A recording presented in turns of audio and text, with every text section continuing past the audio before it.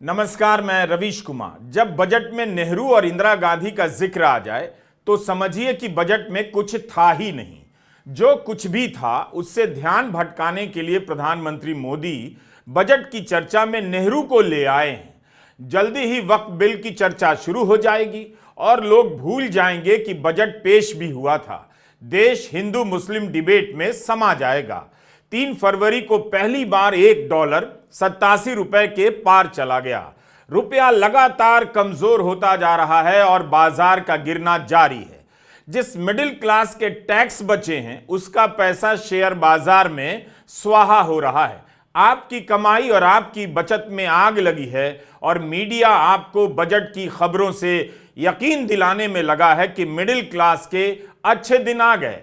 इस वीडियो को पूरा देखिएगा, शुरू से लेकर आखिर तक। बजट के अगले दिन छपे अखबारों का हाल यह है कि अगर वित्त मंत्री इस साल बजट पेश नहीं करती तब भी ये अखबार बजट की तारीफ में 50-50 लेख छाप देते। जिस तरह से 12 लाख की सालाना आमदनी पर जीरो टैक्स के फायदे को लेकर रिपोर्टिंग हुई है, अखबारों में स्पेशल पेज बने हैं, एक्सपर्ट ने लिखा है, उसे देखकर लगता है कि बजट के दिन अखबार के दफ्तर में जो भी मौजूद था उससे इसके फायदे पर लेख लिखवा लिया गया है। उम्मीद है बिजनेस अखबार के दफ्तर में ज्यादातर लोग 1 लाख महीना कमाते होंगे। जितना पेपर में जश्न है उतना अखबार के दफ्तर में भी जश्न होगा। किसी को गिनना चाहिए कि 12 लाख की आमदनी पर जीरो टैक्स के फायदे को लेकर कितने न्यूज आइटम छपे हैं और कितने अलग अलग प्रकार के लोगों ने लिखा है। मोदी सरकार के दौर में तारीफों का एक पैटर्न है। सरकार की तारीफ होती एक ही है, बस उसे दोहराने वाले हजार हो जाते हैं। इसलिए सरकार की तारीफ बोरिंग हो जाती है और संदेह होता है क्योंकि उसमें कोई वैरायटी नहीं होती। 12 लाख की सालाना आमदनी पर जीरो टैक्स को लेकर आप 100 लेख पढ़ जाइए, सब में एक ही बात दोहराई गई है। बजट के दिन बाजार समझ गया था कुछ तो गेम है, उसे तब भी भरोसा नहीं हुआ। 3 दिन बाद सोमवार को उसकी घबराहट से पता चल गया, बाजार को अब भी भरोसा नहीं हो रहा है। प्रधानमंत्री मोदी भी दिल्ली की चुनावी सभा में बजट की तारीफ बिना इंदिरा गांधी और नेहरू के नहीं कर सके। बस यह बताना भूल गए कि इंदिरा गांधी के समय टैक्स के 11 स्लैब हुआ करते थे और मोदी जी के समय टैक्स के स्लैब बढ़ते बढ़ते 10 तक संख्या पहुंच गई है। प्रधानमंत्री मोदी ने कहा कि इंदिरा गांधी के समय 12 लाख कमाने वाले को 10 लाख का टैक्स देना पड़ता था। इंदिरा गांधी के समय के 12 लाख और 50 साल बाद के 12 लाख में कितना अंतर हो जाता है। उनके बयान पर आर्थिक पत्रकार M.K. वेणु ने कहा है सरासर झूठ है। वेणु ने लिखा है कि इंदिरा गांधी के समय मिडिल क्लास पर टैक्स एक तरह से लगता ही नहीं था। 1964 में जो सबसे अमीर लोग थे उन पर 90% का टैक्स था। वेणु लिखते हैं कि कैबिनेट मंत्री भी इस झूठ को दोहरा रहे हैं। इंदिरा गांधी के समय मिडिल क्लास पर कभी भी 90% टैक्स नहीं था। इस बजट को आज देखें, अगर नेहरू जी के जमाने में आप 12 लाख रुपए कमाते होते तो 12 लाख रुपए की आय पर आपकी 1/4 सैलरी सरकार वापस ले लेती, टैक्स में चली जाती। अगर आप आज इंदिरा जी का जमाना होता तो 12 लाख की कमाई पर आप करीब करीब सुनकर के चौंक जाएंगे। अगर आज इंदिरा जी की सरकार होती और 12 लाख पर आपके 10 लाख रुपया टैक्स में चले जाते, उनके जमाने में ये था, इसलिए मैं समझा रहा हूं। 10-12 साल पहले तक कांग्रेस की सरकार में अगर आप 12 लाख कमाते तो आपको 2,60,000 रुपया टैक्स में वापस देना पड़ता। अब भाजपा सरकार के कल के बजट के बाद साल में 12 लाख रुपया कमाने वाले को 1 रुपया भी टैक्स का देना नहीं पड़ेगा। हर किसी को पता है कि यह हिसाब गलत है, लेकिन इसे बार बार दोहराया जाएगा। बाकी का काम अंकिल कर देंगे हाउसिंग सोसाइटी के व्हाट्सएप ग्रुप में। नेहरू के समय जो 12 लाख कमाता था वो सबसे अमीर होता था, गिनती के लोगों में था। आज 12 लाख कमाने वाला मिडिल क्लास कहला रहा है। 1 लाख रुपए में उसका घर नहीं चल पा रहा, कुछ खरीद नहीं पा रहा, कुछ खरीद सके इसलिए उसे टैक्स की छूट दी गई है। कांग्रेस नेता प्रवीण चक्रवर्ती ने लिखा है, आज के 12 लाख रुपए नेहरू के समय में 12,000 के बराबर थे, इंदिरा गांधी के समय 40,000 के बराबर हुए और अटल बिहारी वाजपेयी के समय 52,000 के। प्रधानमंत्री मोदी सोचते हैं कि आजादी के समय से 12 लाख का वही मूल्य है। क्यों प्रधानमंत्री मोदी ने नेहरू के जमाने के 12 लाख की बात की? क्या आप कल्पना कर सकते हैं कि 1947 में कितने लोगों के पास 12 लाख होता था जो एक साल में कमाते थे? गिनती के लोग होंगे। तब तो यह भी बता दीजिए कि नेहरू के समय रुपया पाउंड के बराबर हुआ करता था। 1964 में जब नेहरू का निधन हुआ तब $1 ₹4.76 का था। आज मोदी के समय $1 ₹87 से अधिक का हो गया। क्या इस पर भी कभी बहस होगी? मूल बात है कि ट्रंप के डर से सरकार ने बजट में पहले ही हार्ले डेविडसन बाइक के आयात पर शुल्क घटा दिया। इससे ध्यान भटकाने के लिए नेहरू को बहस में लाया गया होगा। प्रधानमंत्री मोदी लगता है व्हाट्सएप यूनिवर्सिटी के राष्ट्रीय वाइस चांसलर बन गए हैं। $1 ₹87 से अधिक का हुआ, इस पर चर्चा नहीं। बाजार से आम निवेशकों के 70 लाख करोड़ रुपए पिछले 4-5 महीने में स्वाहा हो गए, कोई चर्चा नहीं। अब जब नेहरू की एंट्री हो गई है तो हमें लगा कि एक बार फिर से बजट पर वीडियो बनाते हैं और उन बातों को खोज कर लाते हैं जो दबी जुबान में कही जा रही हैं या जिन्हें नहीं कहा जा रहा है। मगर पहले बात बजट में ट्रंप के डर की जरूरी है, जिसकी बात नहीं की जा रही है। बहुत मुश्किल से खोजने पर यह न्यूज आइटम मिला। कायदे से इसे पहले पेज की हेडलाइन के तौर पर छापा जाना चाहिए था कि ट्रंप की धमकी का असर इस बजट पर दिख गया। सरकार ने बड़े इंजन की बाइक पर आयात से शुल्क घटा दिया, जिसमें हार्ले डेविडसन समेत अन्य कंपनियां भी आती हैं। हार्ले डेविडसन के इंजन पर कभी 100% आयात शुल्क था, फिर 75% हुआ। आपको याद होगा ट्रंप ने धमकाया तो अब सरकार ने 30% कर दिया। राष्ट्रपति चुनाव के समय भी ट्रंप ने यह मुद्दा उठाया था और भारत का नाम लिए बिना कहा था कि एक देश में 100% इंपोर्ट ड्यूटी लगाई जाती थी, जिससे हार्ले डेविडसन को बाहर के बाजारों में मोटरसाइकिल बेचने में मुश्किलें आ रही थी। तो सरकार जितना मिडिल क्लास से नहीं घबराई थी, उससे ज्यादा तो ट्रंप से घबराई लगती है और उनके एक्शन लेने से पहले ही 1600 सीसी से कम और अधिक की क्षमता वाली मोटरसाइकिल से आयात शुल्क घटा देती है। बड़ी बाइक पर 50 की जगह 30% शुल्क होगा और छोटी बाइक पर 40% आयात शुल्क लगेगा। 10 से 20% की राहत ट्रंप जी को दे दी गई और यह खबर आपको या तो ठीक से नहीं बताई गई या किसी किनारे 100 खबरों के बीच छाप दी गई। क्या यह खबर हेडलाइन के लायक नहीं थी? सारी दुनिया में ट्रंप के टैरिफ वाद को लेकर हलचल है। भारत में ट्रंप के एक्शन लेने से पहले ही 20% आयात शुल्क कम कर दिया गया। यह कितने लोगों के फायदे के लिए किया गया? एक हार्ले डेविडसन 3 लाख से लेकर 50 लाख तक की आती है। इसे सस्ता करने से क्या वह मिडिल क्लास बहुत खुश हो जाएगा, जिसके लिए अभी अभी 12 लाख की सालाना आमदनी पर टैक्स जीरो किया गया है? कहां है इसके फायदे पर लेख लिखने वाले एक्सपर्ट? अखबारों में बजट के कवरेज और कुंभ के कवरेज दोनों में आपको कोई अंतर नहीं दिखेगा। कुंभ का कवरेज याद कीजिए, कोई भी चैनल हो, कोई भी अखबार हो, सब में जमकर तारीफ हो रही थी। यह हो गया है, वो हो गया है, और यह खबर गायब थी कि आम जनता को घाट तक पहुंचने के लिए 15 किलोमीटर पैदल चक्कर लगाने पड़ रहे हैं। उसकी हालत रास्ते में खराब हो रही थी। आम जनता के लिए ट्रैफिक वन वे कर दिया गया तो उसे एक तरफ से घाट तक पहुंचने और घाट से वापस निकलने में कई कई किलोमीटर पैदल चलना पड़ा। उसकी हालत खराब होती रही, गोदी मीडिया रील बनाता रहा। आप किसी भी सोशल मीडिया अकाउंट में जाकर देखिए, लोग 15 किलोमीटर 20 किलोमीटर पैदल चलने की पीड़ा बयान कर रहे हैं। इसीलिए थोड़ा शक करना चाहिए कि 12 लाख तक की सालाना आमदनी पर जीरो टैक्स के इतने फायदे बताए जा रहे हैं, कहीं कुंभ के कवरेज जैसा हाल तो नहीं होगा? क्या वाकई भारत की सुस्त पड़ चुकी अर्थव्यवस्था में इससे जान फूंक दी जाएगी? अखबारों में केवल एक घोषणा को लेकर बम बम है, जैसे इसके अलावा कुछ और है नहीं बम बम के लिए। इतने सारे न्यूज आइटम, लेख, विश्लेषण की टैक्स छूट से लाभ मिलने वाला है। लाभ क्या मिलने वाला है? जब आप इसे खोजेंगे तो पता चलेगा। लिखने वाला भी थक गया है, शक कर रहा है। सभी के पास एक दो बातें हैं, बस लेख में गहनों का फोटो छाप दिया गया है, कार का फोटो, उपभोक्ता चीजों का फोटो लगा दिया गया है। इन्हीं लेखों में दबी जुबान में कहा जा रहा है, आप खुद से समझ लीजिए, हम तो नहीं कह सकते कि खास फायदा होगा नहीं।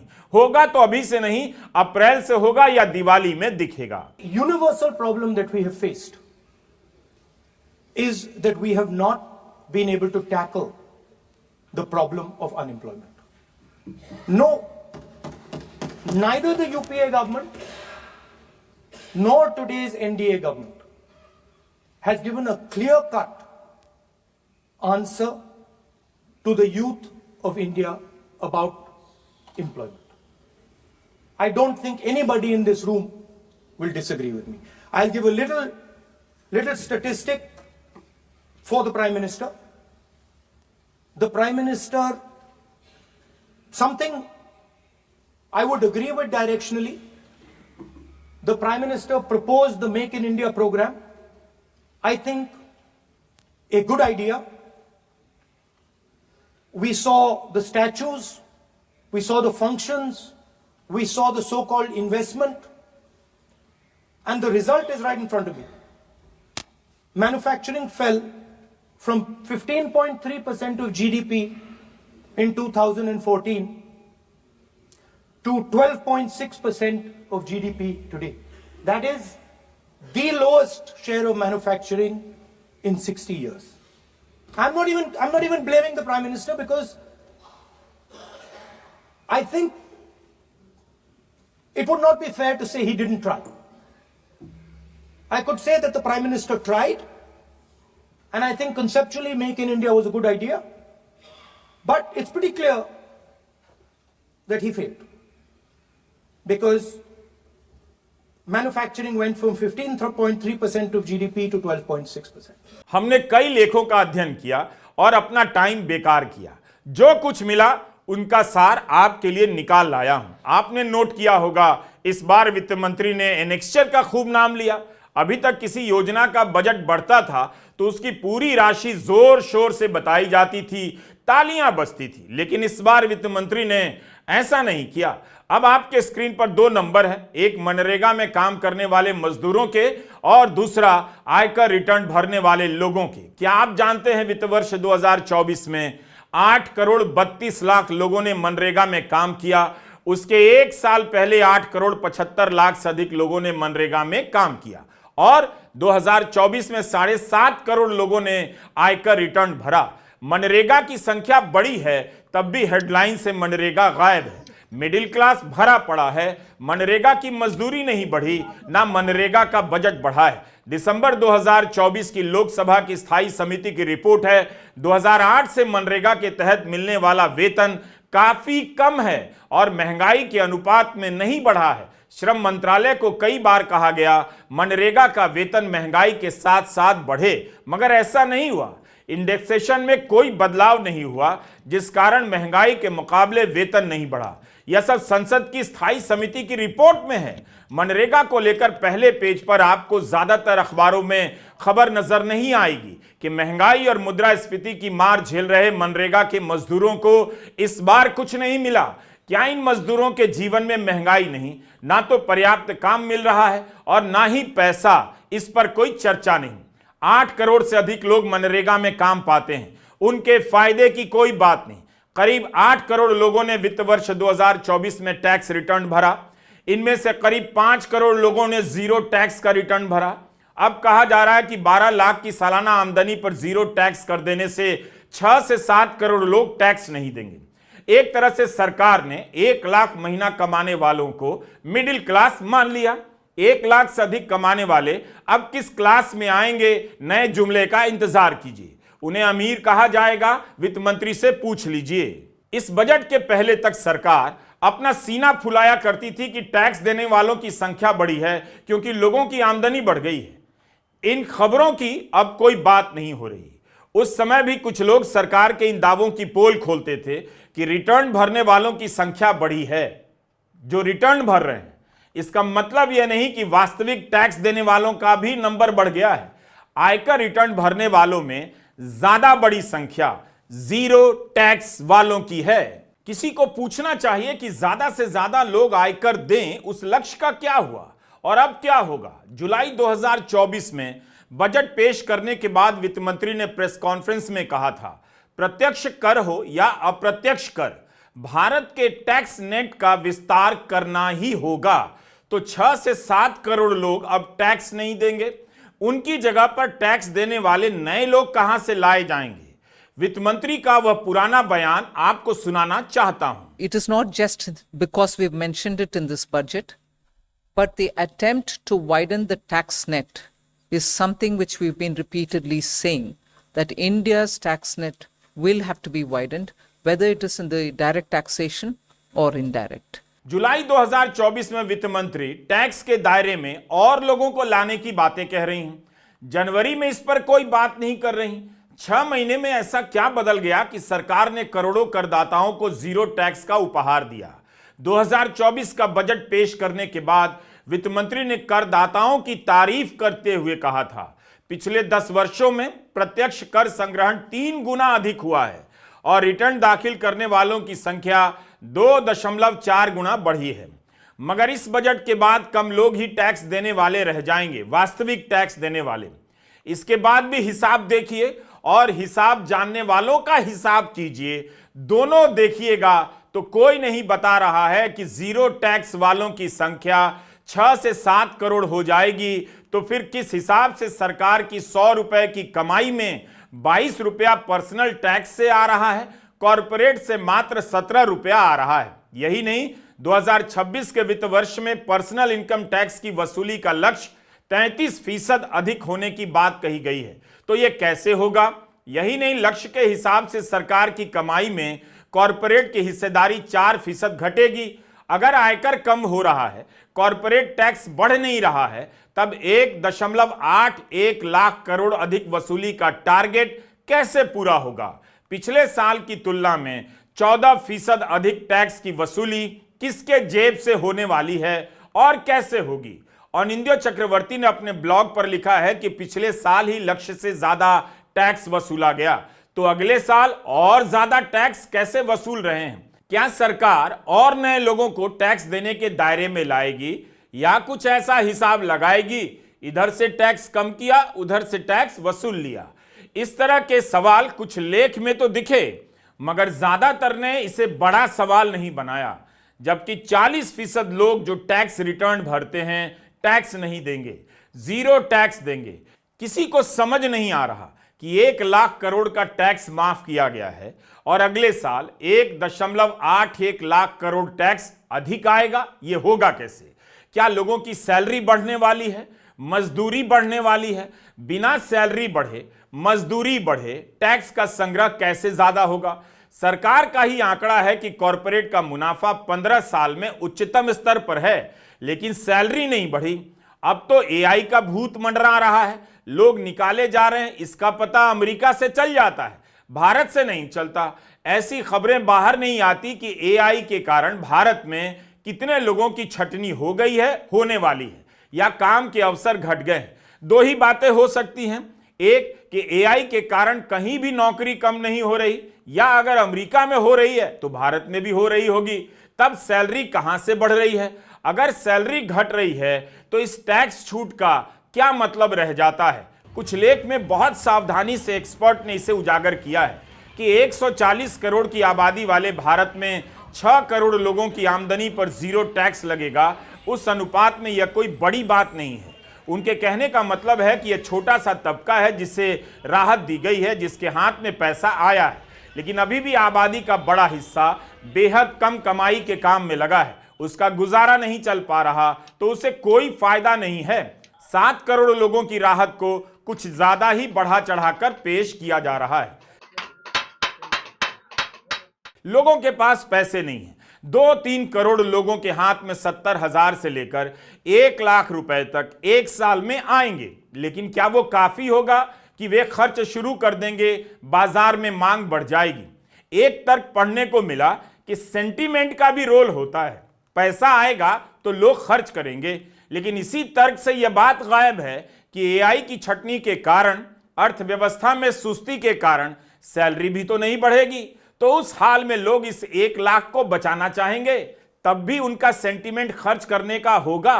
आपकी नौकरी जाने वाली है, सैलरी बढ़ने की उम्मीद नहीं, तो आपको टैक्स की छूट से 70,000 से लेकर 1.25 लाख तक एक साल में जो फायदा हो रहा है, उसे आप बचाना चाहेंगे या खर्च करना चाहेंगे? ना तो यह सवाल किसी लेख में मिला, ना कोई इस पर बात करना चाहता है। हर अखबार में इसे जरूर बड़ा किया गया है कि उपभोग सुस्त हो गया है, इसमें जान डालने के लिए टैक्स में छूट दी गई। पिछले वित्त वर्ष में उपभोग की हिस्सेदारी जीडीपी की 8.2% थी। मौजूदा वित्त वर्ष में उपभोग की हिस्सेदारी घटकर 5.3% पर आ गई है। इसी के साथ सरकार भी खर्च कम कर रही है। इंफ्रास्ट्रक्चर प्रोजेक्ट पर पिछले साल कम खर्च हुआ। अगर सरकार कम खर्च करेगी तो कई सेक्टर में मांग धीमी होगी। कोई यह नहीं बताता कि 2019 में कॉरपोरेट का टैक्स घटाया गया। 1 लाख करोड़ तक हर साल कॉरपोरेट को फायदा हुआ। इसके बाद भी कॉरपोरेट का निवेश नहीं बढ़ा, तो 1 लाख करोड़ की छूट देने पर पहले ही साल में उपभोग में कौन सा क्रांतिकारी उछाल आ जाएगा और कैसे आ जाएगा? उपभोक्ता सामान बनाने वाली एफएमसीजी कंपनियों का बयान दिख रहा था। सबके उत्साह में साफ दिख जाता है कि बनावटी है, सरकार को खुश करने के लिए कुछ बोला जा रहा है। ये वो कंपनियां हैं जो पिछले कुछ दिनों तक छोटे छोटे पाउच में अपने प्रोडक्ट लॉन्च कर रही थीं। महंगाई के कारण इनकी लागत बढ़ गई है, तो ये अपना मुनाफा बनाए रखने के लिए दाम भी बढ़ा रही हैं और पाउच का आकार छोटा कर रही हैं ताकि लोग खरीद सकें। अब आप देखिए, इस दुकान पर बिस्किट के कितने पैकेट हैं जिन पर 20% ज्यादा, 33% ज्यादा लिखा है। पैकेट छोटा होता जा रहा है और बिस्किट मिल रहा है 33% ज्यादा। जिस बिस्किट के छोटे पैकेट नहीं आते थे, उसके भी अब छोटे पैकेट आने लगे हैं। यह बता रहा है कि कंपनियों के लिए बेचना मुश्किल हो रहा है, लोगों के लिए खरीदना मुश्किल। एफएमसीजी की बिक्री उन पैकेट में हो रही है जिनके दाम 5 रुपए से लेकर 20 रुपए।